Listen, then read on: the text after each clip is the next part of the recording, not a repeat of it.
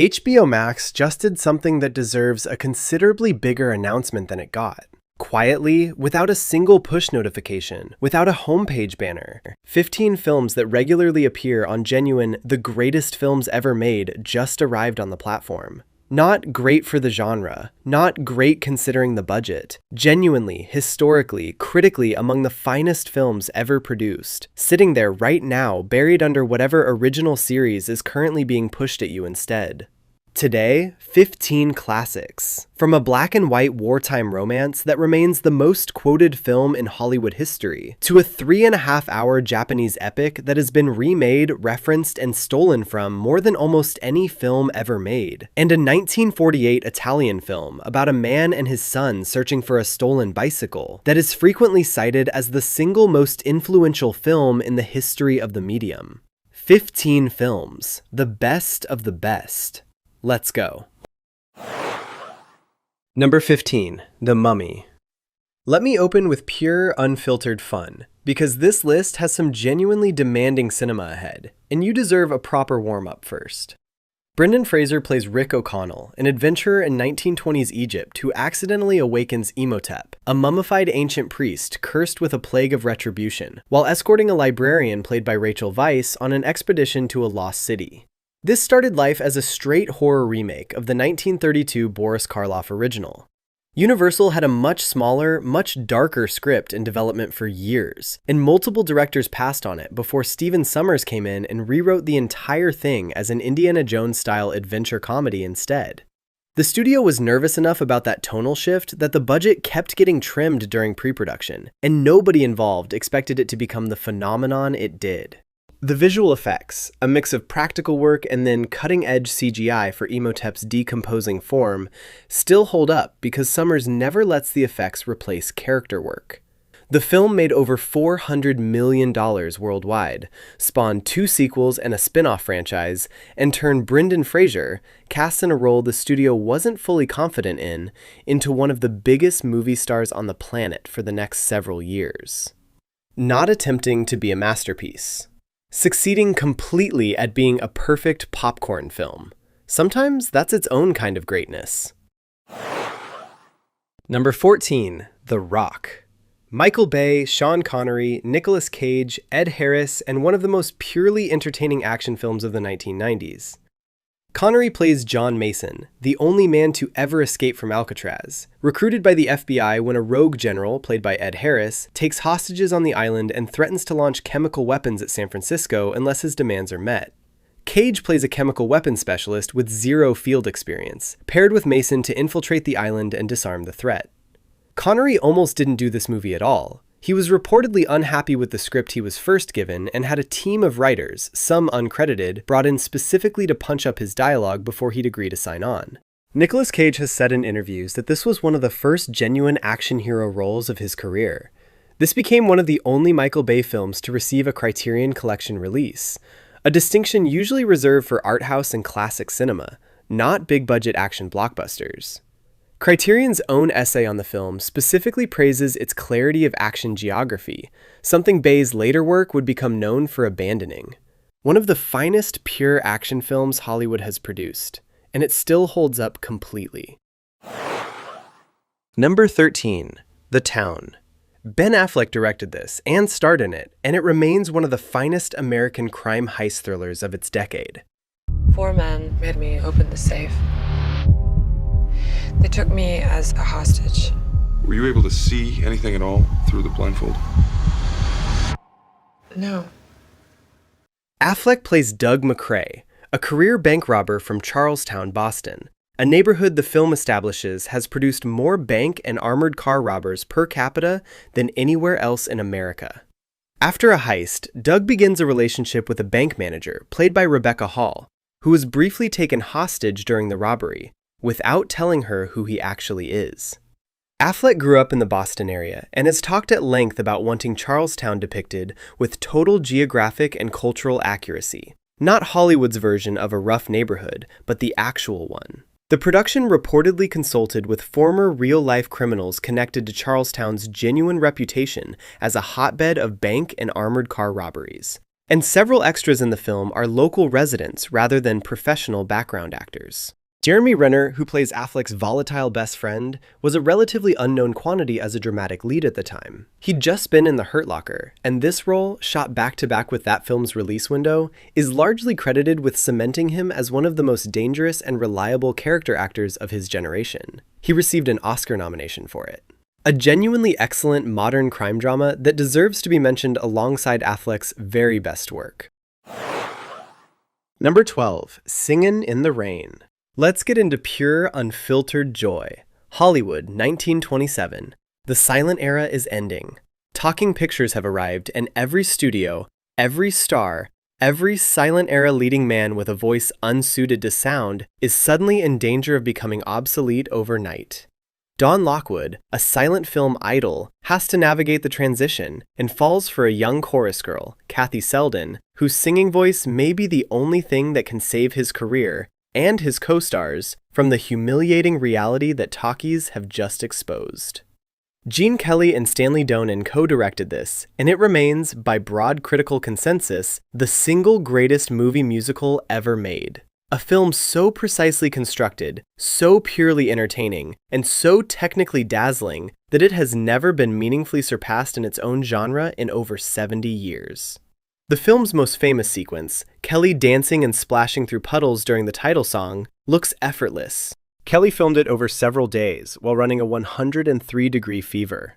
Donald O'Connor's Make 'em Laugh number is one of the greatest pieces of pure physical comedy ever filmed. He was hospitalized afterward from the sheer physical toll of it. MGM treated this as a routine studio musical. It was only a modest hit on release. Today, it's regularly ranked among the 5 greatest American films ever made. Pure, gleeful, technically perfect joy. There is nothing else quite like it. Number 11, The Usual Suspects. Bryan Singer directed this. Kevin Spacey won the Oscar for it, and the ending remains one of the most genuinely shocking, most perfectly constructed twists in the history of American cinema. 5 criminals in a lineup, forced together for a crime none of them actually committed, and from that fake lineup, a real conspiracy gets born. Kevin Spacey plays a man everyone underestimates in a room, and by the end of this film, you'll understand exactly why that was the whole point. Christopher McQuarrie, the screenwriter, built the entire mythology of the film's mastermind off a bulletin board of photos and a magazine page with a few printed quotes pinned above his desk. A legend invented from scraps on a wall. And the twist at the end works so well that test audiences reportedly rewound their VHS tapes in theaters that didn't even exist yet, because they refused to believe what they just watched. The film was made on a very modest budget, with a cast that, at the time, had far less star power than it does in hindsight. Spacey wasn't yet the household name he'd become after this film's release. Gabriel Byrne, Benicio del Toro, Kevin Pollak, and Stephen Baldwin round out the ensemble, with performances that hold up on rewatch, precisely because they have to work as both truth and fabrication simultaneously.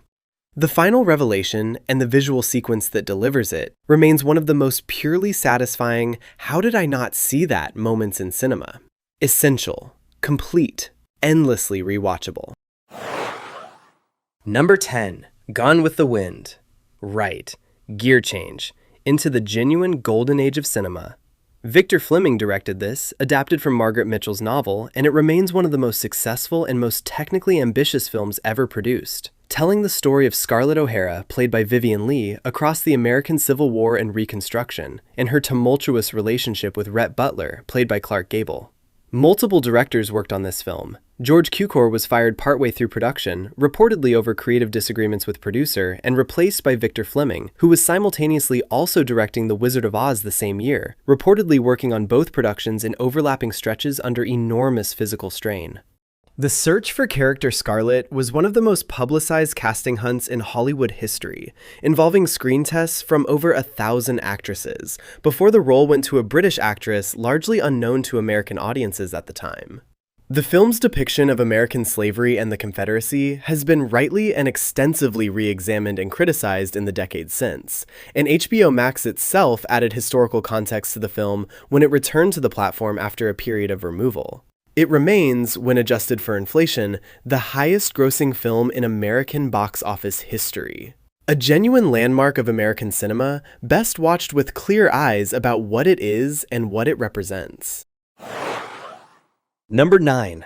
Paris, Texas. A man walks out of the desert after 4 years of complete silence, having abandoned his wife and young son without a word of explanation. He has to slowly, painfully learn how to be a person again, and eventually how to be a father. Sam Shepard wrote the original screenplay, and Wim Wenders, a German director making a deeply American film, has spoken about approaching the Texas landscape with an outsider's eye, deliberately looking for a kind of loneliness in the American desert that he felt native filmmakers had stopped noticing because it was too familiar to them. Harry Dean Stanton, already in his 50s by the time of filming, gives a performance built almost entirely on silence for the first act of the film. Ry Cooder's slide guitar score, one of the most recognizable in film history, was largely improvised in the studio. The film won the Palme d'Or at Cannes, and Wenders has said the ending, the monologue delivered through a one-way mirror, was one of the most difficult scenes either he or Stanton ever shot. It remains one of the most purely emotionally devastating films ever made about the distance between people who love each other and cannot reach one another. Number 8. The Terminator.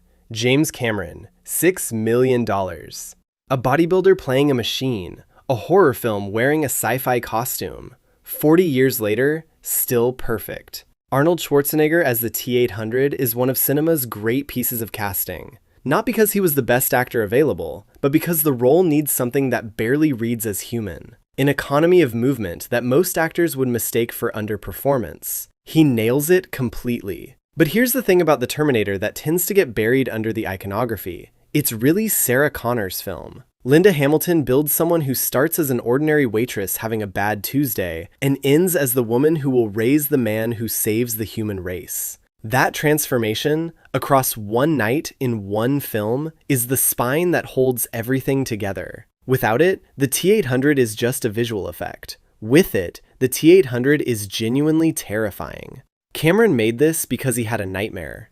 A metallic figure dragging itself out of an explosion. He wrote it down the next morning so he wouldn't forget it. What came out of that nightmare is still the standard everything else gets measured against. The film was shot on a budget so tight that several of its now iconic practical effects, the endoskeleton, the truck chase, were achieved with techniques the crew were inventing on the fly, with almost no safety margin for reshoots if something went wrong. A film that defined an entire genre's action aesthetic for the following decade. Number 7. Bicycle Thieves. A man in post-war Rome finally gets a job, one that requires a bicycle he doesn't have. His wife pawns their bedsheets to buy one back. On his first day of work, it's stolen. Vittorio De Sica directed Bicycle Thieves using non-professional actors, real Roman streets, and a story stripped down to its most essential, devastating simplicity. A man and his young son searching an entire city for one stolen bicycle, because without it, the family has nothing. De Sica was reportedly offered significant American financing to make the film, on the condition that he cast a star, with Cary Grant's name specifically mentioned in later retellings of the production's history, and turned the offer down, insisting on keeping the film's raw, unglamorous authenticity intact, rather than compromising it for a bigger budget. This is the foundational text of Italian neorealism, a movement built on the belief that post-war cinema owed its audience honesty rather than spectacle, using ordinary people's faces and real locations instead of stars and studio sets. Lamberto Maggiorani, who plays Antonio, was a factory worker with no acting experience. His son in the film, Enzo Staiola, was cast off the street. A stolen bicycle, a father and son. Still one of the most quietly devastating films ever made. Number 6. Stalker. 3 men, a writer, a scientist, and their guide, known only as the Stalker, enter a restricted, mysterious territory called the Zone, at the center of which is a room rumored to grant a person's innermost wish. Andrei Tarkovsky directed this, and the production was famously catastrophic. The original footage was ruined due to a processing error, forcing Tarkovsky to reshoot the entire film from scratch, extending production to nearly 3 years. Several crew members, including Tarkovsky himself, are believed to have suffered health consequences, possibly fatal ones, from filming near a chemical plant that contaminated the shooting locations. Tarkovsky was known for extremely long, demanding takes, and reportedly required exact, repeated precision from his actors and crew. The film has since been cited by directors from Denis Villeneuve to Alex Garland as a defining influence on how slow, meditative science fiction can be, without ever needing conventional spectacle to justify itself. This is not an easy film. It asks something of you that almost no other film on this list asks. What it gives back, if you meet it with patience, is unlike anything else in cinema. Number 5. Spirited Away. A 10-year-old girl named Chihiro, moving to a new town with her parents, wanders into an abandoned amusement park that turns out to be a bathhouse for spirits. Her parents are transformed into pigs, and Chihiro must work in the bathhouse under a witch named Yubaba to earn back her name and find a way to save her family. Hayao Miyazaki wrote and directed this, and it remains the finest animated film ever produced by Studio Ghibli. A work of such complete imaginative confidence that it won the Academy Award for Best Animated Feature, the first hand-drawn and first non-English language film ever to do so. Miyazaki insisted on hand-drawn animation at a point when the industry was rapidly shifting toward computer animation, and Studio Ghibli's team drew an enormous volume of frames entirely by hand. A decision that made the production significantly longer and more labor-intensive than a comparable film using digital tools would have required. The film became the highest-grossing film in Japanese box office history at the time of its release, a record it held for close to 2 decades. The journey of Chihiro through the bathhouse, working to earn her parents' freedom, is one of the great coming-of-age stories in any medium. A perfect film for any age. Genuinely, completely irreplaceable. Number 4. The Seventh Seal. A knight returns from the Crusades to find his homeland ravaged by plague. Death has come for him. He challenges death to a game of chess, not to escape, but to buy time to find some kind of meaning before the game ends.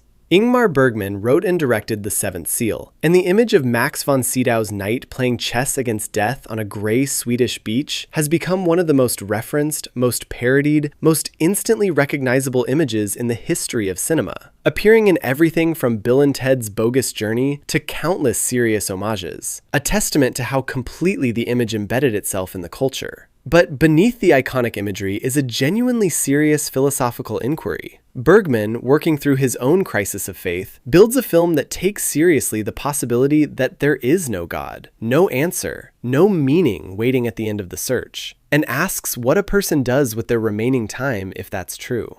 Von Sydow's performance carries the weight of that question across the entire film.